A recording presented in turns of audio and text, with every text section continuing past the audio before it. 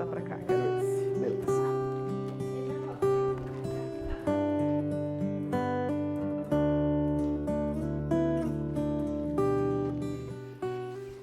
Qual você acha que é o nome dessa pessoa? Adriana. Maiara. Não. Sem graça. Já pensou? Cara, como que é o seu nome? Luciana. Ah, o meu nome é Evelyn. Eu acho que seria muito difícil de acertar. Primeiro, porque não é um nome muito comum. E segundo, porque eu não tenho cara de Evelyn mesmo, assim. Você vai falar pra mim que eu tenho cara de Evelyn? Não tenho, eu sabia. Não. Quantos anos você acha que essa pessoa tem? 36. Quantos anos você acha que essa pessoa tem? 35. Quantos você tem? 40. Eu vou fazer 34 no mês que vem. Tá bom, vai. Tudo bem. Qual você acha que é o filme favorito dessa pessoa? Você tem cara de quem gosta desses filmes, que chora e se emociona. E o único que me veio na cabeça foi A Espera de um Milagre. Eu não tenho um filme, assim, favorito, mas eu realmente gosto de filmes que fazem chorar, né? Românticos. Então poderia ser. Poderia. Ah, então, poxa. Poderia sim, mas ponto. Eu... ponto pra você. Qual destino... Desculpa? Eu não coloquei o seu filme. Você não colocou? Não. Você não tem cara que gosta de filmes românticos. Não tenho mesmo. Quando eu te falar o meu filme favorito da vida, você vai chorar de dar risada. As Branquelas. Bom demais! Então. Né? Agora eu tenho cara, não tenho cara? Tem, combinou. Qual destino você acha que foi a melhor viagem dessa pessoa? E me veio na cabeça uma praia do Nordeste. Uhum. Acertei? Sim. Que legal! Você é muito boa, gente. Ela é psicóloga? Eu já te imagino em lugares mais reservados, assim, não muito movimentados e mais pro frio. Tá. Então eu pensei assim, em Campos do Jordão, uma coisa mais tranquila. Olhando, né? Mas agora, sim, acho que não. Tá, então agora que a gente trocou algumas palavras, você muda? O que você acha? Eu mudo. Acho que você deve gostar de um pouco mais movimentado. Tá. Cara, a melhor viagem da minha vida, Beto Carreiro. Ponta cabeça e de cima pra baixo e... Beleza, tá bom, vai, valeu, tudo bem. Tá. Qual você acha que é o prato favorito dessa pessoa? Tem cara de massa. Você tem cara de lasanha. Ela é muito boa, gente. Acertei? Vai achando que não. Olha, eu duvido se acertar o meu. Eu, quando te olhei, já achei que você era muito jovem. Tá. Né? Porque eu já me acho velha. Muito jovem, falou 35. Sim, porque eu já tô com 40, eu já tô velha, cansada. Imagina, eu tenho 23, a minha alma é 23. Então, tá bom. Eu já te achei muito jovem. E, né, eu não sou muito da juventude, mas a juventude costuma gostar de comida japonesa, né? Essas coisas assim. E eu coloquei... Não. Arroz, feijão e filé de frango. Viu? Não tenho essa cara, né? Não tem. Qual você acha que foi o melhor dia da vida dessa pessoa?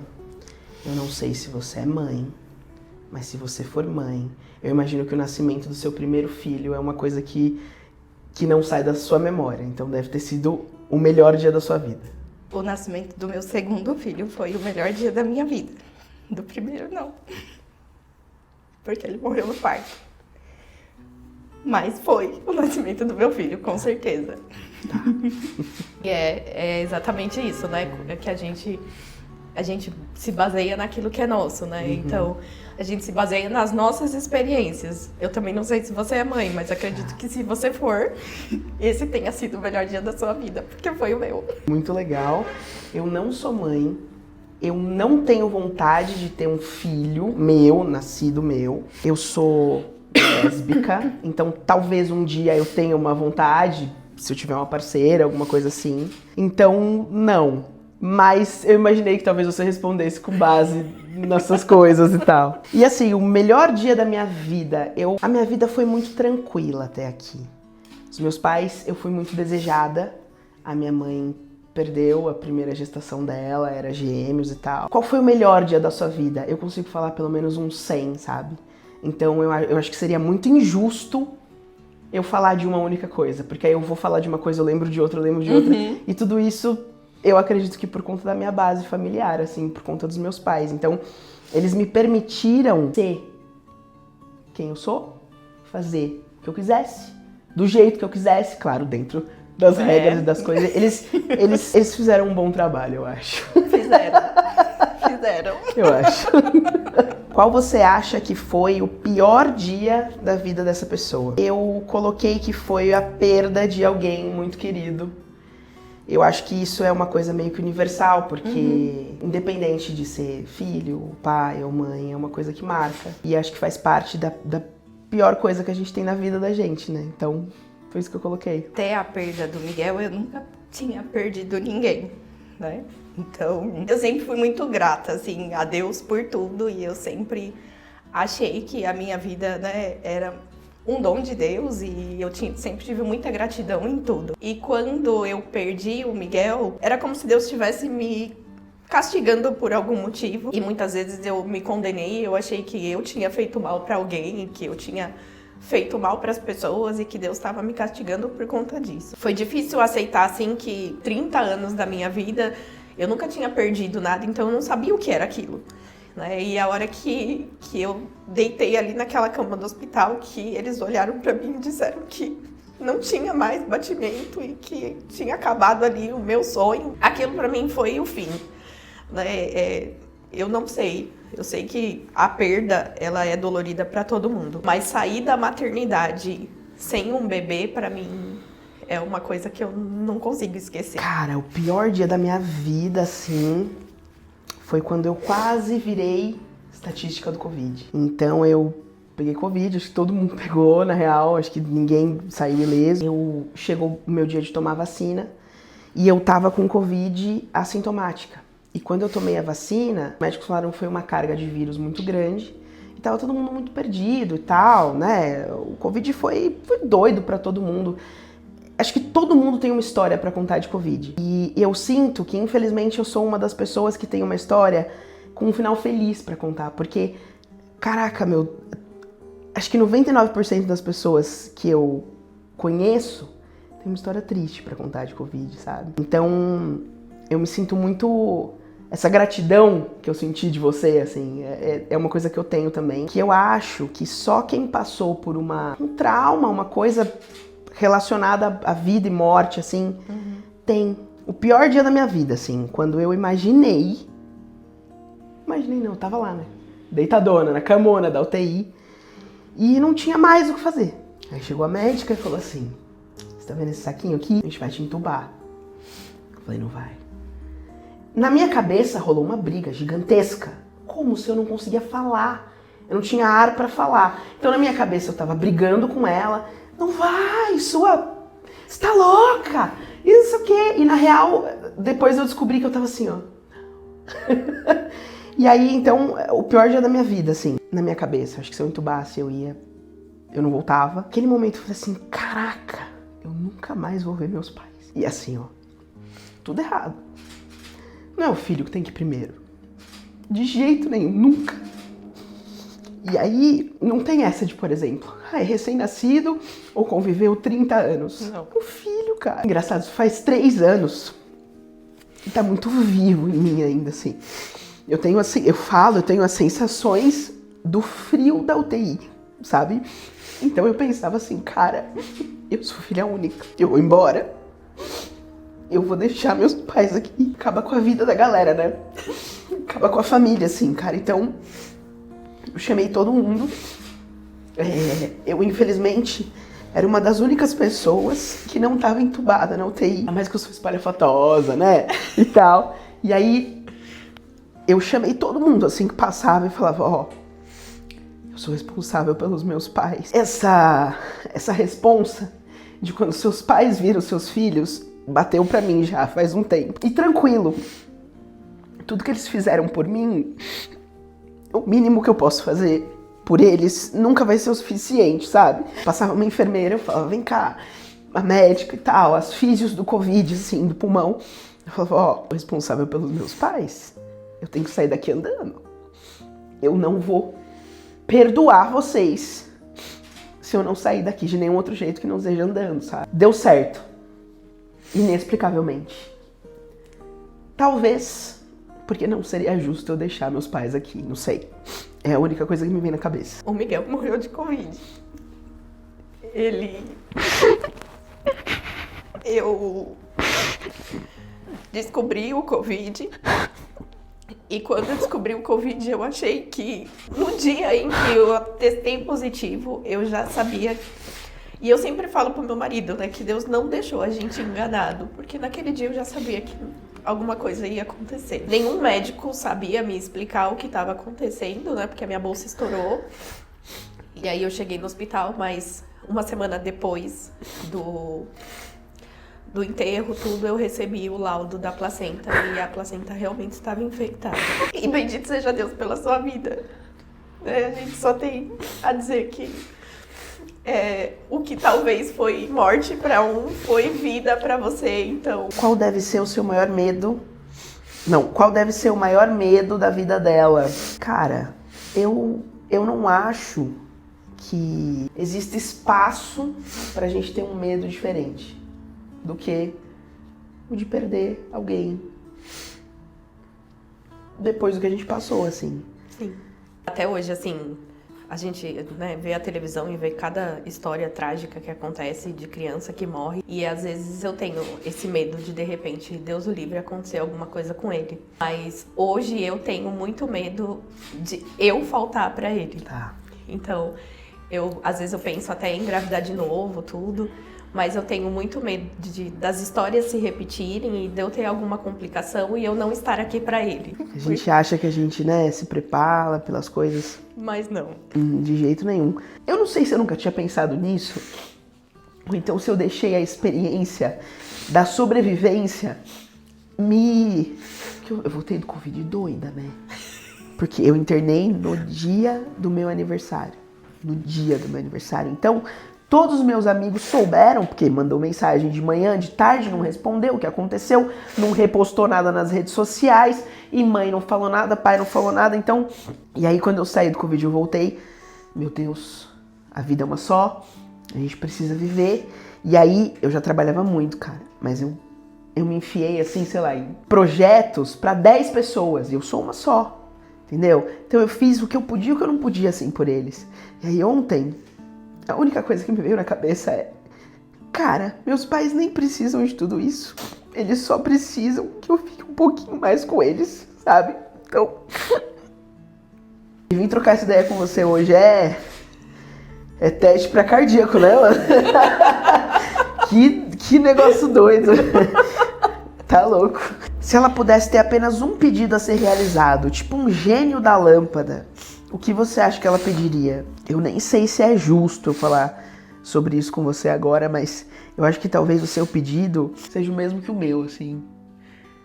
Eu acho que a gente não teria passado pelo Covid, sabe?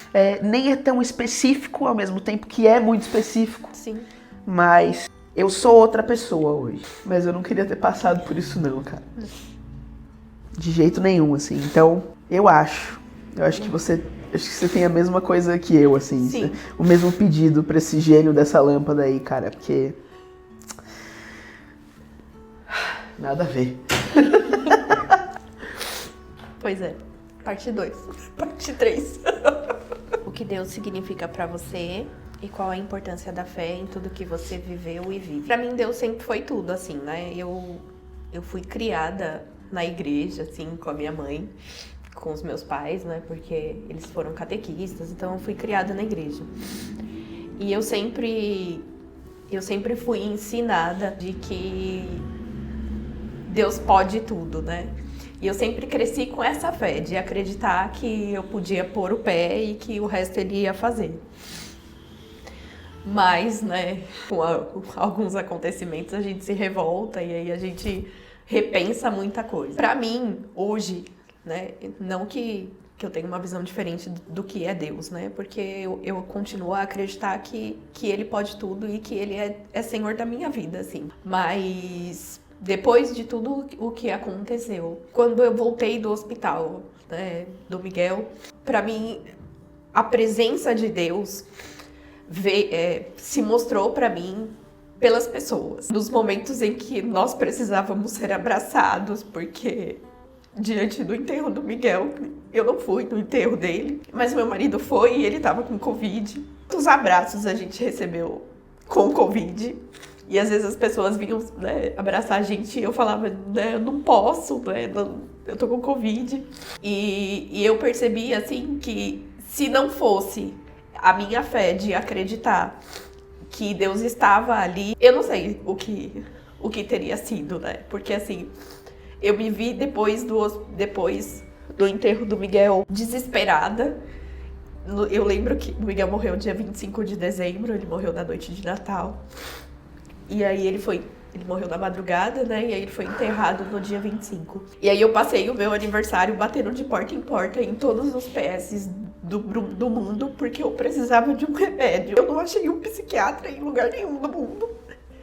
E eu só precisava de um remédio porque eu precisava dormir. Hoje eu paro e olho pra trás e eu não consigo pensar que Deus não tenha me sustentado. Eu lembro daqueles dias. E eu lembro, né, até que o Alan me arrumou uma psiquiatra que me atendeu no dia 25, no dia de Natal, à noite, e me receitou os remédios lá que eu saí correndo pra comprar. E eu não consigo não enxergar a presença de Deus nessas pequenas coisas, né? Então, pra mim, Deus hoje é sinal dos pequenos gestos, das pequenas coisas, nas pessoas, nos acontecimentos diários. E a fé é acreditar que no final, bem lá no final, bem depois, vai dar tudo certo. Falar de Deus é uma coisa, ao mesmo tempo que é fácil, é muito difícil, né? Pra falar de Deus, engraçado, a palavra Deus me lembra minha mãe. Eu nunca vi uma velhinha com tanta fé na vida, né? Minha avó, não sei o que. Não, é minha mãe, cara. Minha mãe, e tadinha, assim, minha mãe tentou. Você falou que seus pais são catequistas e tal, né? A minha mãe tentou me botar na igreja de todo jeito. Eu não queria. Eu não queria. Então, fui batizada na igreja. Depois, ali com 10 anos, ela me botou pra fazer catecismo e tal. Aí, eu falei, mãe, não quero. Não, tem que ir. E é engraçado como hoje a gente tem mais informação sobre isso e tal. Então hoje, por exemplo, eu consigo entender minha mãe 100%. Como que um pré-adolescente de 10, 11, 12 anos vai entender a mãe? Não vai. Aí, cara, eu tacava o terror, assim, nas aulas de catequese. Aí teve uma vez que a catequista chamou minha mãe e falou, por favor, não traz mais a Evelyn. Quando ela falta... Eu queria estar brincando, mas eu não tô, não. Ela fez assim, olha, semana passada a Evelyn faltou, não consegui dar aula. Essa semana ela veio, eu não consegui não, ela não quer. E aí minha mãe olhou pra catequista e falou assim, mas eu quero, ela vai. E você vai terminar. Por quê? Na cabeça, acho que, né, dos senhores daquela época, o fato de estar dentro da igreja e tudo mais, ia fazer com que a gente deixasse de viver coisas erradas, né? Pelo menos a cabeça da minha mãe era essa, e pelo que eu conversei, né, hoje parece que era isso na época. E no fim das contas, na minha cabeça, né, não tem muito a ver, cara, porque de onde vem a minha crença em Deus? Da minha mãe. Eu não precisava ter saído de dentro da minha casa para entender o que é Deus para ela e o que o Deus significa para mim. Claro, durante a vida da gente, a gente sente muita coisa. E quais foram os momentos onde eu senti a presença de Deus ali, assim? Eu tava muito... O Alan, eu tenho um amigo chamado Alan, queridão. A gente se conheceu na escola, faz muitos anos. Ele é um dos meus melhores amigos, assim, pra não dizer o melhor mesmo. E ele, eu não sei como, nem onde, nem porquê, ele era um terror, assim, da escola. Ele se envolveu na igreja. E eu fiz, na igreja. E ele sempre falou pra mim assim, vai lá me ver. agora eu tô cantando na igreja. Eu, cantando na igreja, beleza. Anos depois, vai lá me ver, agora eu tô, não sei o que da igreja. Eu, Alan, é chato. Aí, agora eu tô dando palestra na igreja. Palestra na igreja? Nunca fui, cara. Aí teve um dia, tava ruim.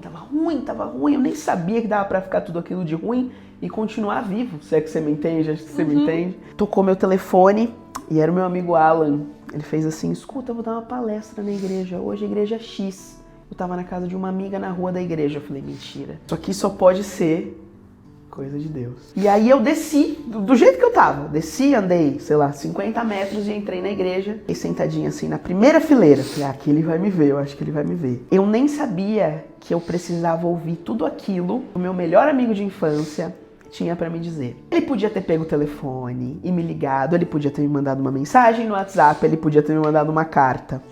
Mas qualquer outro momento da vida que eu fosse escutar eles, não ia me fazer o menor sentido. Então, mesmo sendo, 15 anos depois, ele tava de braços abertos pra me receber. E naquele dia, tinha, 200 pessoas. Foi pra mim. Naquele dia, naquele momento. Então, como é que a gente vai falar de Deus? A gente fala de Deus dentro das coisas, dos lugares, dentro da minha mãe. O que Deus significa pra gente, no fim das contas, né? Pra quem acredita, pra quem entende, pra quem... Eu acho que é tudo, né? Pra você, viver é... Viver é tudo, né, cara? Porque... O que a gente vai fazer se a gente não tiver aqui? E o fato de viver depois de tudo que aconteceu... tem outro gostinho, né?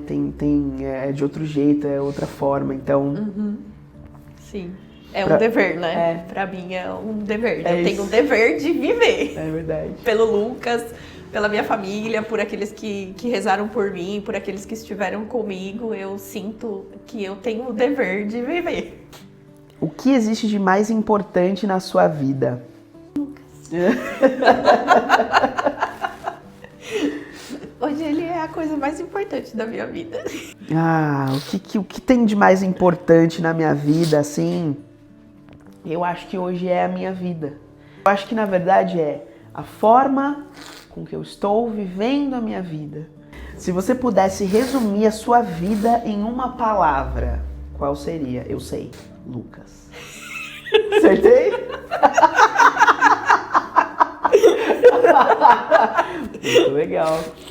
Muito legal e muito justo e maravilhoso. E eu quero conhecer o Lucas agora. Se eu fosse resumir a minha vida numa palavra só, eu acho que eu diria superação, assim. A superação, ela faz parte de muita coisa. Com a superação, a gente consegue fazer muita coisa que a gente tinha deixado de fazer ou de sonhar, ou então... Com certeza, superação. Com base na história que você acabou de conhecer e na sua história de vida, deixe uma mensagem ou um conselho para quem estiver assistindo. Que mensagem que eu deixo, né? Depois de você ter me contado tudo isso que você me contou. Primeiro que, infelizmente, sua história não é única. Eu imagino que a galera que vai estar assistindo ou vai ter vivido ou vai lembrar de alguém que viveu, te ver seguindo a vida. E de ter superado. E de estar aqui hoje sorrindo pra gente, contando essa história, é maravilhoso. Então, sem palavras, cara. É como se eu tivesse entrado aqui uma pessoa e saído daqui outra. Eu acho que o que fica de verdade, assim, é a gratidão, né? Pra mim, a gratidão, ela é a memória do coração mesmo, né? É aquilo que a gente vai levar pra sempre. Apesar de toda a dor que talvez nós tenhamos vivido e tudo que a gente passou, fica a gratidão por poder estar aqui hoje para contar. Tantas pessoas não tiveram a mesma sorte. Não só pelo Covid. As coisas acontecem mesmo e aí cabe a nós olhar de uma forma diferente. E eu tenho hoje, né, muita gratidão pela vida, por tudo que Deus me permitiu viver depois disso, por poder continuar a estar aqui, por poder partilhar a minha história, por poder conhecer outras histórias e saber que no final, né, Deus caminhou tudo para o caminho certo e só pode ser Ele. No fim de tudo é Ele.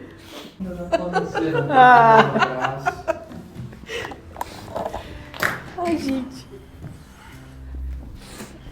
Maravilhoso. te conhecer. Obrigado, Maravilhoso, cara. Obrigada. A gente não sabe do que a gente precisa até a gente sabe.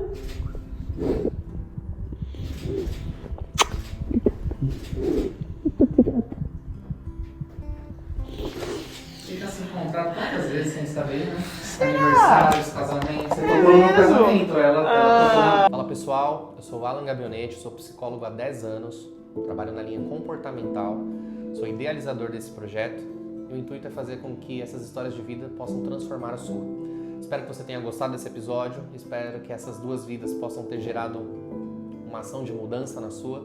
Então eu vou pedir para você se inscrever aqui no canal, ativar o sininho, comentar, compartilhar, para que cada vez mais esse projeto possa crescer e alcançar tantas outras vidas que talvez precisam conhecer essas histórias que passarão por aqui. Os canais vão estar aqui embaixo e eu conto com a sua ajuda. Valeu!